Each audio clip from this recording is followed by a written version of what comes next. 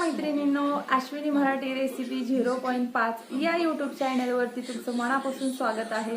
तर आजचा जो व्हिडिओ आपला आहे तो दीपावलीची पूर्वतयारी कशा करावी आणि खूप साऱ्या मी या व्हिडिओमध्ये टिप्स तुम्हाला दिलेल्या आहेत। तर त्या निमित्ताने हा व्हिडिओ मी बनवलेला आहे। तर व्हिडिओ तुम्ही शेवटपर्यंत नक्की पहा। तर माझ्या चॅनलवरती जर नवीन असाल, आणखीन सबस्क्राइबर केलं नसेल तर सगळ्यात अगोदर सबस्क्राइबर करा, बेल आयकॉन दाबा, म्हणजे मी टाकलेल्या नवनवीन रेसिपीचे नोटिफिकेशन तुम्हाला मिळेल आणि माझे छान छान व्हिडिओज तुम्हाला पाहायला भेटतील। तर कुठलाही पदार्थ असो त्याचं नियोजन केलं तर तो पदार्थ व्यवस्थित बनतो।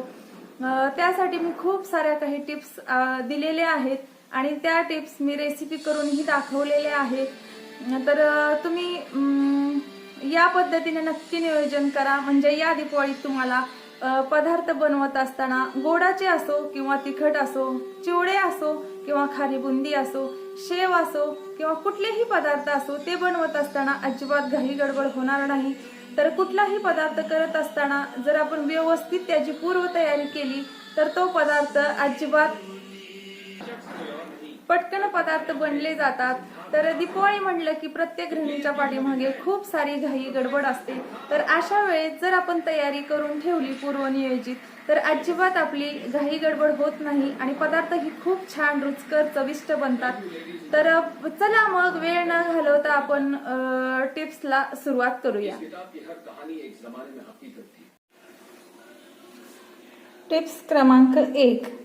तर यामध्ये आपण जिरी आणि ओव्याची पावडर बनवून घेतोय। तर सगळ्यात अगोदर इथं मी एक वाटी छोट्या वाटीने जिरी टाकलेली आहे।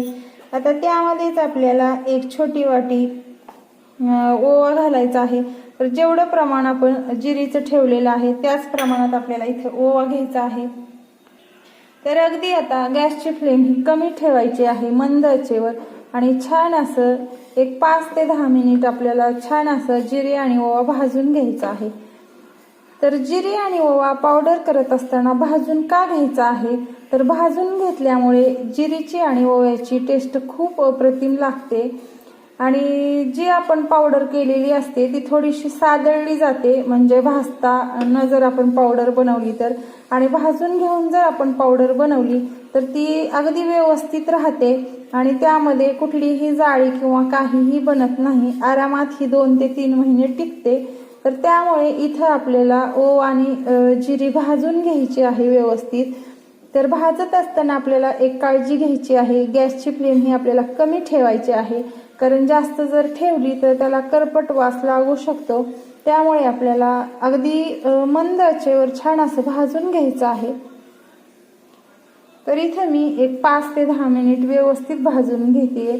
तर ही पावडर आपण करून ठेवली तर दिवाळीतल्या भरपूर पदार्थामध्ये ही पावडर आपली वापरली जाते।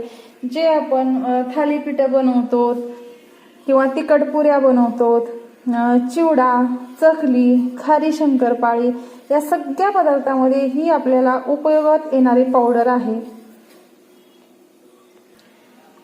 तर चाटच्या भरपूर प्रमाणामध्ये जे आपण वेगळे वेगळे चाटचे प्रकार बनवतो त्यामध्ये सुद्धा जिरा पावडर वापरली जाते।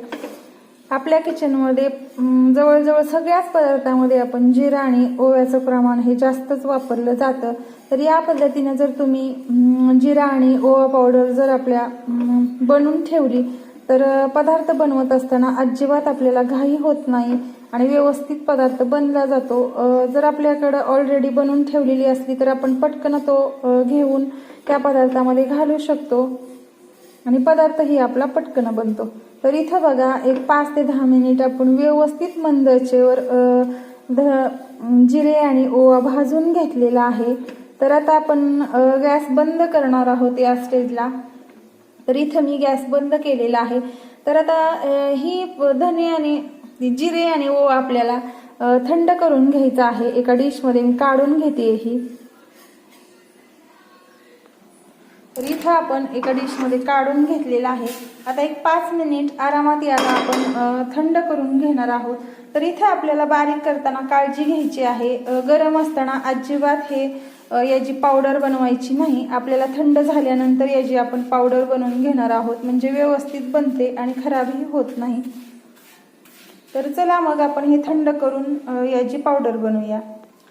तर इथं आपलं जिरा आणि ओवा थंड झालेला आहे। तर छोटा मी एक मिक्सरचा जार घेतलेला आहे। आता त्यामध्ये आपण हे जिरा आणि ओवा घालून घेतलेला आहे। तर आता आपल्याला बारीक करून घ्यायचं आहे। एक 10 मिनिट याला व्यवस्थित आपण फिरून घेणार आहोत। तर इथं माझी तयार झालेली आहे ही पावडर।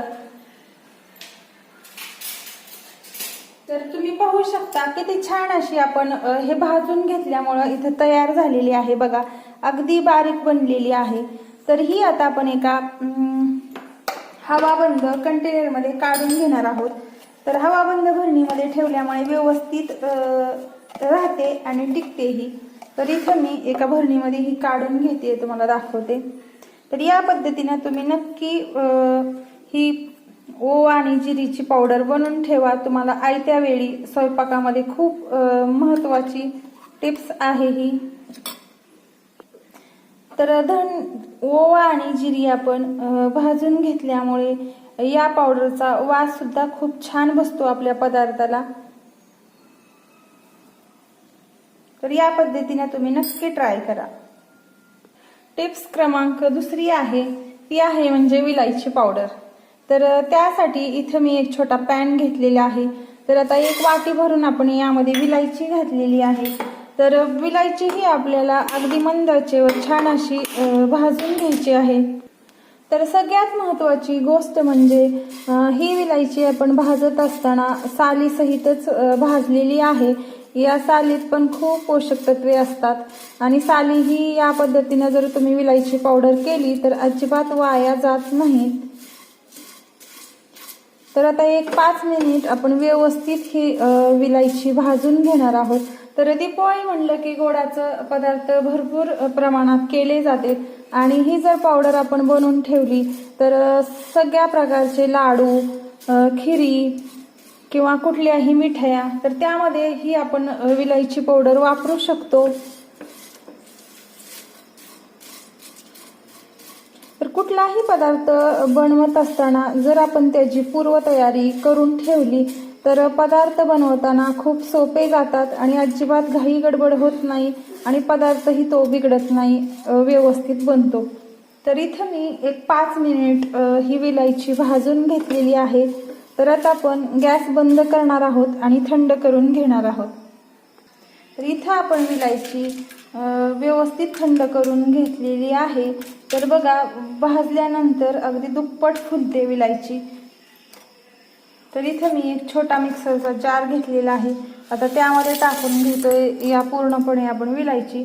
आता ज्या वाटीनं आपण विलायची घेतलेली आहे त्याच वाटीनं 1 वाटी आपण यामध्ये साखर घालणार आहोत। तर साखर घातल्यामुळे पटकन बारीक होते आणि व्यवस्थित एकजीव म्हणजे होते, त्यामुळे आपल्याला इथं साखर घालायचे आहे। आणि तशीही आपण विलायची पावडर गोड पदार्थामध्येच बऱ्यापैकी वापरली जाते, त्यामुळे साखर घातला तरी आपल्या उपयोगात येतो हा पदार्थ। तर इथे मी टाकून घेते, ज्या वाटीनं आपण विलायची घेतलेली आहे त्याच वाटीनं 1 वाटी साखर। तर आता एक 5 ते 10 मिनिट आपण याला व्यवस्थित मिक्सरला फिरून घेणार आहोत। तर या पद्धतीनं इथं आपण विलायची पावडर बारीक करून घेतलेली आहे। तर आपल्याला ही पावडर चाळून सुद्धा घेण्याची गरज लागत नाही, कारण विलायची आपण व्यवस्थित भाजून घेतल्यामुळे पूर्णपणे एकजीव साली त्या साखरेमध्ये आणि आतल्या बियामध्ये होतात। साली अजिबात जाडसर दिसत नाही।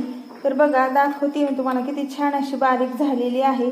तर एका भरणीमध्ये ही आपण स्टोर करून ठेवू शकतो आणि खराबही होत नाही, व्यवस्थित टिकते। तर या पद्धतीने तुम्ही नक्की ट्राय करून बघा आणि मला कमेंट करून सांगा तुम्ही केलेली विलायची पावडर कशी बनलेली आहे ती।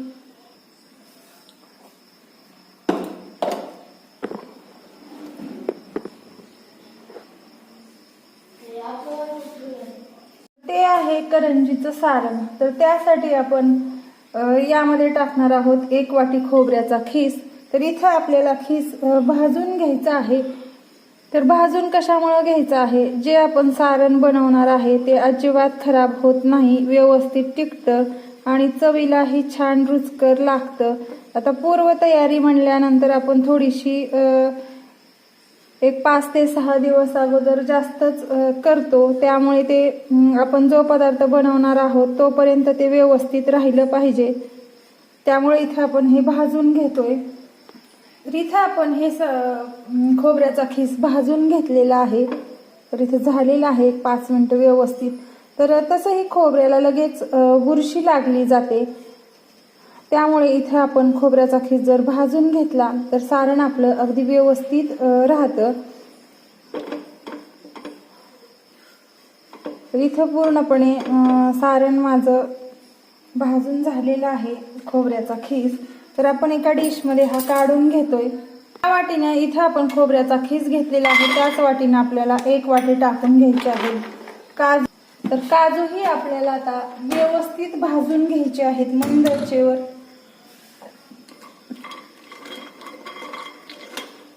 तर इथं मी एक 5 मिनिट व्यवस्थित हे काजू भाजून घेते। तर काजू आपले भाजून झालेले आहेत। तर आता आपण काढून घेतोय एका डिश मध्ये। आता त्यामध्येच आपण टाकतोय 1 वाटी बदाम।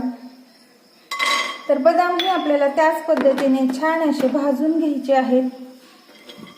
तर आपण हे प्रमाण खोबऱ्याच्या बरोबरीने जर सगळे ड्रायफ्रुट्स घेतले तर सारण खूप छान बनतं, टेस्टी लागतं आणि खायलाही तसं पौष्टिक असतं। लहान मुलंही ड्रायफ्रूटमुळं करंजी ही आवडीनं खातात। तर इथं मी एक 5 मिनिट हे बदाम भाजून झालेले आहेत। तर आता आपण काढून घेतोय एका डिश मध्ये। तर आता 1 वाटी आपण भाजून घेतोय पिस्ते। तर आपल्याला पिस्ते थोडेसेच भाजायचे आहेत, कारण पिस्ते पहिलेच भाजलेले असतात, त्यामुळे आपल्याला थोडेसेच भाजून घ्यायचे आहेत। तर इथं मी एक 5 मिनिट याला व्यवस्थित भाजून घेते। तर इथे आपले पिस्ते भाजून झालेले आहेत। तर आता आपण काढून घेतोय एका डिश मध्ये। तर आता यामध्ये आपण टाकतोय 1 छोटी वाटी खसखस।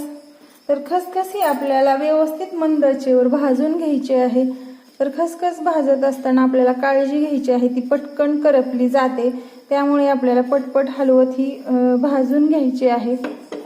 तर अगदी मंद आचेवर आपल्याला भाजावी लागणार आहे खसखस। तर खसखस घातल्यामुळे आपण हे जे सारण बनवणार आहे ते खूप छान लागतं खायला। तर इथं आपली खसखस भाजून झालेली आहे, आपण काढून घेतो एका डिश मध्ये। तर इथे तुम्ही पाहू शकता सगळे भाजलेले आपले ड्रायफ्रूट आपण एका डिश मध्ये काढून घेतलेले आहेत। तर आता यापैकी आपण पिस्ते, काजू, बदाम बारीक करून घेणार आहोत आणि जी खोबरे आहे ते आपण तसेच ठेवणार आहेत, ते अजिबात आपण सारणामधले बारीक करणार नाही। तर त्यासाठी इथं मी एक मिक्सरचा जार घेतलेला आहे। आता त्यामध्ये मी टाकून घेते सगळे ड्रायफ्रूट। तर आपल्याला बारीक करत असताना जास्तही बारीक नाही आणि जास्तही जाडसर नाही, ठेवण्याची काळजी घ्यायची आहे। मीडियम साईजचं हे सगळं ड्रायफ्रूट आपल्याला बारीक करून घ्यायचं आहे। तर एक 5 मिनिट आपण याला व्यवस्थित मिक्सरला बारीक करून घेणार आहोत। तर बघा पाहू शकता या पद्धतीने इथे मी हे बारीक करून घेतलेलं आहे। तर थोडंसं मी रवाळ जाडसर ठेवलेलं आहे। तर आता हे बारीक केलेले ड्रायफ्रूट आपण एका डिश मध्ये टाकून घेतोय। तर हे ड्रायफ्रूट आपल्याला थंड झाल्यानंतरच बारीक करून घ्यायचे आहेत, गरम असताना अजिबात बारीक करून घ्यायचे नाहीत, व्यवस्थित ही बारीक होत नाहीत आणि परत नंतर लवकरच ते मिश्रण खराब होतं। तर आता यामध्ये आपण टाकून घेतोय खोबऱ्याचा खीस। तर हा खीस आपण भाजून घेतल्यामुळे मिक्स करतानाच बारीक याचा चुरा बनतो। तर बघा इथे मी टाकतानाच याचा चुरा बनायला सुरुवात झालेली आहे। तर इथे टाकून घेतलेला आहे। तर आता ही जी खसखस आहे ती आपण थोडीशी नॉर्मली ओबडधोबड बारीक करून घेणार आहोत या पद्धतीने। तर इथं पूर्णपणे बारीक न करताना आपल्याला आपण जी 1 वाटी घेतलेली आहे त्यातली अर्धी वाटीच आपल्याला बारीक करून घ्यायची आहे आणि अर्धी वाटी त्यामध्ये मिक्स करायची आहे अख्खीच। तर इथे मी खसखस बारीक करून घेऊन तुम्हाला दाखवते। तर या पद्धतीनं इथं मी खसखस बारीक करून घेतलेली आहे। तर या सारणामध्ये आता आपण ही घालून घेतोय। तर निम्मीच बारीक केलेली आहे आणि निम्मी आपण यामध्ये अक्कीच टाकलेली आहे। तर आता आपल्याला हे व्यवस्थित हलवून घ्यायचं आहे। तर आता या 3-4 वाटी मिश्रणासाठी यामध्ये आपण टाकतोय 1-2 चमचा विलायची पावडर। तर मी मगाशी टिप क्रमांक 2 मध्ये सांगितलेले आहे, तुम्हाला दाखवली आहे विलायची पावडर। तर ती या पद्धतीने आपल्याला उपयोगात येते जर आपण पूर्वतयारी करून ठेवली तर। इथं मी घालतेय 2 चमचे विलायची पावडर। कुठलाही पदार्थ करत असताना जर आपण त्याची पूर्वतयारी केली तर खूप सारे त्याचे फायदे असतात। तर यामध्ये आपण घालतोय पिठी साखर। तर पिठी साखर ही माझ्याकडे बारीक करून ठेवलेली आहे। तर इथे मी 2 वाट्या पिठी साखर घातलेली आहे। तर याचं प्रमाण अगदी परफेक्ट आहे। आता व्यवस्थित आपल्याला हे सगळं मिश्रण एकजीव करून घ्यायचं आहे। तुम्हाला गोड जर जास्त आवडत असेल तर त्यानुसार तुम्ही साखरेचं प्रमाण थोडंसं जास्त कमी केलं तरी चालेल। तर इथे मी एक 3 ते 4 वाटी ड्रायफ्रूटसाठी आणि 1 वाटी खोबऱ्याच्या खिसासाठी 2 वाटी बारीक केलेली पिठी साखर वापरलेली आहे। तर आता हे मिश्रण आपण बनवून ठेवलं की ज्या वेळेस आपल्याला करंजी करायची आहे त्यावेळेस आपण हे लगेच पटकन करून घेऊ शकतो। आपल्याला वेगळं काही करण्याची यासाठी गरज लागत नाही आणि करंजी ही आपली पटकन बनते। तर ज्या वेळेस तुम्हाला करंजी बनवायची आहे त्यावेळेस तुम्ही यामध्ये तूप घालू शकता।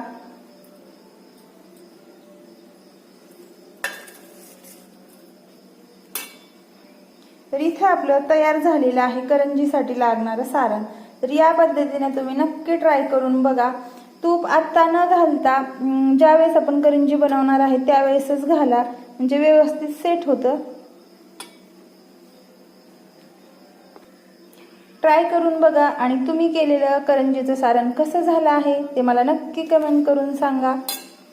तर हे सारण आपण सगळे ड्रायफ्रूट भाजून घेतल्यामुळे, खोबऱ्याचा खीस भाजून घेतल्यामुळे 1 ते 2 ते 3 महिने आरामात टिकतं, अजिबात खराब होत नाही। कारण यामध्ये पाण्याचा कुठलाही वापर नसल्यामुळे हे आरामात टिकतं। तर टिप क्रमांक 4 हरभऱ्याची डाळ। तर हरभऱ्याची डाळ आपल्याला इथं भाजून घ्यायची आहे। तर इथं मी 1-2 ते 3 वाट्या हरभऱ्याची डाळ घेतलेली आहे। तुम्ही पदार्थ किती प्रमाणात करणार आहे त्यानुसार तुम्ही हरभऱ्याच्या डाळीचं प्रमाण घेऊ शकता। तर हरभऱ्याची डाळ आपल्या दीपावलीमधल्या पदार्थामध्ये खूप साऱ्या घातली जाते।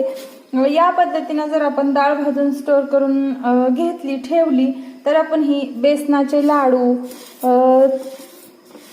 चकलीची भाजणी, त्यामध्ये आपल्याला जास्त काही भाजून घ्यायची गरज लागत नाही। आपल्याकडे आयती भाजलेली असली की आपण त्यामध्ये घेऊन टाकू शकतो, किंवा भाजणीची थालीपीठं त्यामध्ये ही भाजलेली डाळ आपण वापरू शकतो।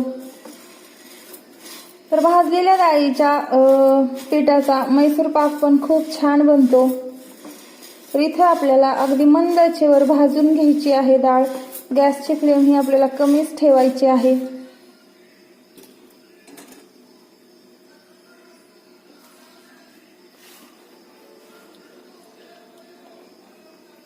तर ही डाळ भाजत असताना म्हणजे भाजून झाल्यानंतर आपल्याला थंड करून एका पॅक बंद हव्यामध्ये डब्यामध्ये ठेवायची आहे। ही डाळ आपण अजिबात बारीक करून ठेवणार नाही, कारण आपल्याला वेगळे वेगळे पदार्थ करत असताना वेगळ्या वेगळ्या पद्धतीने पदार्थामध्ये घातली जाते। त्यामुळे हवे त्या पदार्थामध्ये आपण घालून नंतरच ही डाळ बारीक करून ठेवणार आहोत। तर इथं मी एक 10 ते 15 मिनिट व्यवस्थित डाळ भाजून घेतलेली आहे।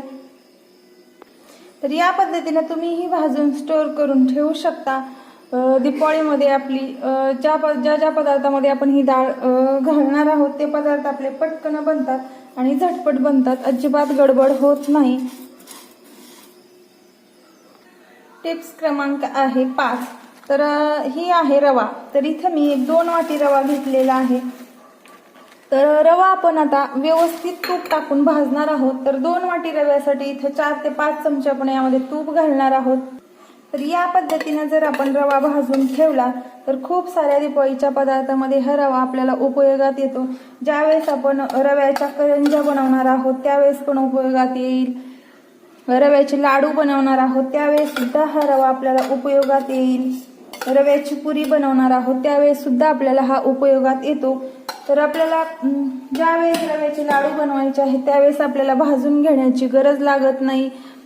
आयताच आपण जर भाजून ठेवलेला रवा जर आपल्याकडे असेल तर आपण तो घेऊन पटकन रव्याचे लाडू बनवू शकतो. तर इथं आपल्याला मंद आचेवर छान असा रवा भाजून घ्यायचा आहे.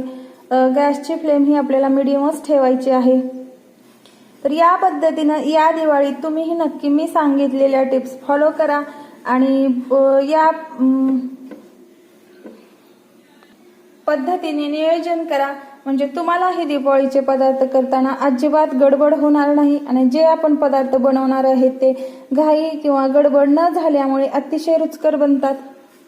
तर इथे मी भाजून घेते 5 ते 10 मिनिट मंद आचेवर छान असा रवा. तर रवा तुम्ही कुठलाही घेतला तरी चालेल, जाडसर घेतला तरी चालेल किंवा बारीक घेतला तरी चालेल. रवा भाजत असताना एक काळजी घ्यायची, तूप जरा जास्तच वापरायचं, म्हणजे छान रव्याची चव खूप छान लागते. जो आपण कुठलाही पदार्थ बनवणार आहे तो पदार्थ खूप छान बनला जातो. तर इथं मी भाजून घेतलेला आहे एक 10 ते 15 मिनिट छान असा रवा. तर आता आपण थंड करून एका डब्यामध्ये स्टोअर करून ठेवणार आहोत. गरम अजिबात डब्यामध्ये भरून ठेवायचा नाही रवा. गरम भरून जर आपण ठेवला तर त्याला वास लागतो, त्यामुळे आपल्याला थंड करूनच डब्यामध्ये व्यवस्थित भरून ठेवायचा आहे. तर या पद्धतीने तुम्हीही नक्की रवा एका डब्यामध्ये भाजून स्टोअर करून ठेवू शकता आणि मला नक्की कमेंट बॉक्समध्ये सांगा हा रवा तुमच्या कुठल्या कुठल्या पदार्थामध्ये उपयोगात आला ते. टिप्स क्रमांक 6 आहे ती आहे शेंगदाणे भाजून ठेवण्याची. तर इथे मी 1 किलो शेंगदाणे घेतलेले आहेत. तर ते आता मंद आचेवर छान असे आपल्याला खरपूस भाजून घ्यायचे आहेत. शेंगदाणे भाजत असताना गॅसची फ्लेम ही आपल्याला मिडियमच ठेवायची आहे, त्यामुळे शेंगदाणे व्यवस्थित भाजले जातात, वरून करपले जात नाहीत आणि आतून कच्चे राहत नाहीत. त्यामुळे मिडियम साईजच्या गॅसवरतीच आपल्याला शेंगदाणे भाजून घ्यायचे आहेत. तर हे शेंगदाणे आपण भाजून ठेवल्यामुळे आपल्याला दिवाळीमध्ये जे आपण सगळ्या प्रकारचे चिवडे बनवतो त्या चिवड्यामध्ये अगदी झटपट वापरता येतात. जर आपण आपल्याकडे भाजलेले शेंगदाणे नसले तर ज्यावेळेस आपण चिवड्यामध्ये तळलेले शेंगदाणे टाकतो त्यावेळेस आपल्याला एक 10 ते 20 मिनिट व्यवस्थित तळून घ्यावे लागतात. आणि जर असे आपण भाजून ठेवले शेंगदाणे तर काही सेकंदामध्येच आपण तेलात टाकून तळून घेऊ शकतो आणि जो आपला चिवडा आहे तो पटकन बनतो. काही आपल्याला जास्तीचा वेळ अटॅच करावा लागत नाही. तसंच सर्व प्रकारच्या सुक्या भाज्या असो किंवा रस्सा भाज्या असो, उपमा असो किंवा पोहे असो, कुठल्याही पदार्थामध्ये आपल्याला पटकन भाजून ठेवलेले शेंगदाणे वापरात येतात. तर या पद्धतीने तुम्हीही भाजून स्टोअर करून ठेवा. तर कोणतेही पदार्थ करत असताना त्या पदार्थाची जर आपण पूर्वतयारी केली तर पदार्थ आपले पटपट बनतात.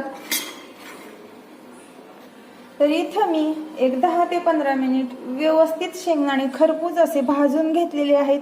तर तुम्ही पाहू शकता अजिबात याला डागही आलेले नाहीत शेंगदाण्याला. तर या पद्धतीने तुम्हीही ट्राय करू शकता. आणि भाजून ठेवलेले शेंगदाणे तुम्ही दिवाळीत कोणत्या कोणत्या पदार्थामध्ये उपयोगात आले ते मला नक्की कमेंट करून सांगू शकता. तर शेंगदाणे आपल्याला स्टोअर करून ठेवत असताना एक काळजी घ्यायची आहे. हवाबंद कंटेनरमध्ये आपण ठेवू शकतो किंवा डब्यामध्ये ठेवू शकतो. त्यामुळे शेंगदाणे संपेपर्यंत छान अशी कुरकुरीत राहतात आणि चिवड्यामध्येही आपल्याला व्यवस्थित वापरात येतात. टिप्स क्रमांक 7. तर इथे मी लसण घेतलेला आहे. एक 10 ते 12 आपण लसणाचे छोटे कांदे घेतलेले आहेत. तर हा लसण आपण व्यवस्थित सोलून ठेवणार आहोत. तर हा सोललेला